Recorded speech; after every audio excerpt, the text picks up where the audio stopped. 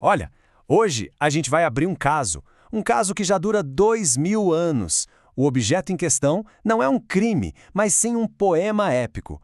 E as testemunhas são gerações e gerações de leitores, tradutores e críticos que transformaram a Eneida num dos debates mais longos da história. É uma pergunta fascinante, né? Como é que uma história criada lá no auge do Império Romano ainda consegue gerar tanta paixão, tanta controvérsia nos dias de hoje? A resposta, olha, não tá só na qualidade do texto, não. A imortalidade de uma obra como a Eneida vem das batalhas que são travadas nas suas margens. Essa conversa sem fim, essa briga por cada palavra, por cada intenção, que mantém a obra pulsando, cheia de vida. Então, bora mergulhar nesse debate. E a nossa primeira parada é logo no campo de batalha da tradução. Porque, veja bem, trazer um texto antigo para os dias de hoje não é só transcrever. É um ato de ressurreição, e um que é cheio de escolhas que podem mudar absolutamente tudo. A coisa funciona assim: cada tradutor não está só movendo palavras de uma língua para outra. Ele está fazendo uma aposta de interpretação. E com a Eneida, essa aposta é altíssima. Uma decisão errada e toda a genialidade do original pode simplesmente evaporar. Olha só que quebra-cabeça interessante. O latim original diz mille carina, que seria algo como 1000 quilhas. Se você traduz ao pé da letra, como 1000 cascos de navios, não só fica uma coisa arrastada, que quebra o ritmo, como ainda por cima cria uma confusão esquisita. A solução quilhas 1000, nossa, é simplesmente brilhante. É curta, poética e consegue trazer a imagem da frota inteira com uma só palavra.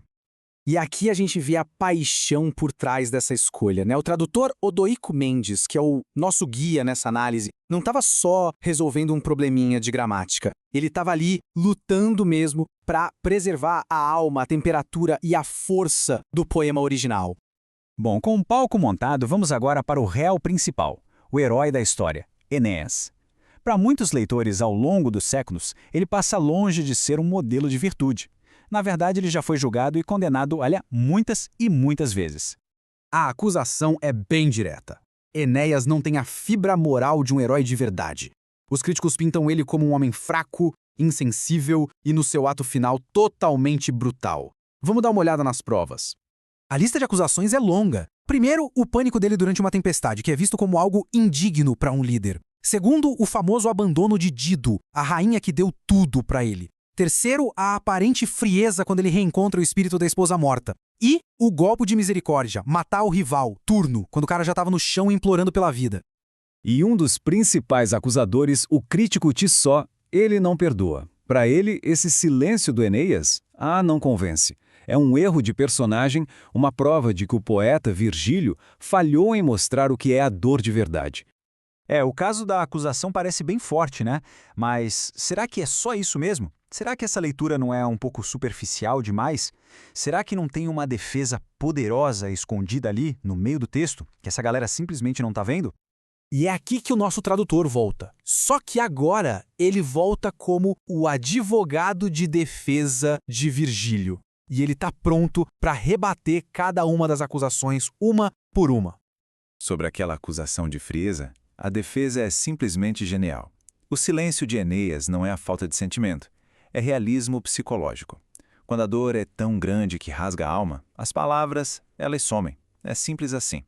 A reação dele é profundamente humana, não aquele melodrama de teatro que os críticos esperavam. Virgílio sacava isso.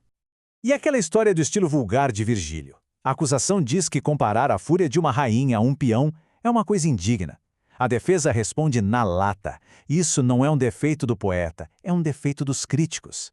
Eles podem até ter um conhecimento acadêmico incrível, mas falta a alma para sentir a força de uma metáfora como essa. E, por último, a cena final, aquele ato que parece pura crueldade. A defesa joga uma luz no que a acusação ignora completamente. Enéas hesita, ele está quase sendo misericordioso, até que ele bate o olho no cinturão do jovem amigo dele, Palante, que o Turno está usando como troféu. Naquele momento, não é o general que está agindo, é um homem revivendo a dor da perda. É um ato de luto e de fúria. É complexo, é humano. E para fechar, vamos falar da Dido. A defesa argumenta o seguinte: a escolha do Enéas nunca foi entre amor e ambição pessoal. Foi uma escolha entre o amor por uma pessoa e o dever divino de fundar o futuro de um povo inteiro.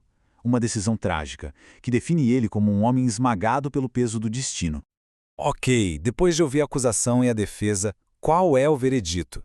O que essa discussão toda, que já dura 2 milênios, nos diz sobre o que faz uma obra de arte ser grandiosa? Parece que o processo é mais ou menos assim. Tudo começa com um texto poderoso, cheio de camadas. Aí ele é testado no fogo da tradução. Depois é atacado pelos críticos. Em seguida, é defendido com paixão, revelando novos significados. E, finalmente, a cada nova geração, novos leitores entram nessa arena e mantêm a conversa rolando. E essa, talvez, seja a grande sacada. Um clássico, no fim das contas, não é um monumento de mármore intocável pegando poeira na prateleira. É um campo de batalha, é um tribunal, é uma conversa que nunca jamais termina. E a polêmica, a discussão, ela não enfraquece o texto. Pelo contrário, é o sangue que corre nas veias dele, é o que o mantém vivo. Essa capacidade de gerar debate, de gerar polêmica, é a verdadeira imortalidade de uma história. O que nos leva a uma última pergunta para pensar. Quais histórias de hoje, quais filmes, livros, séries, têm essa mesma faísca, essa complexidade toda para continuar gerando discussões daqui a 2000 anos?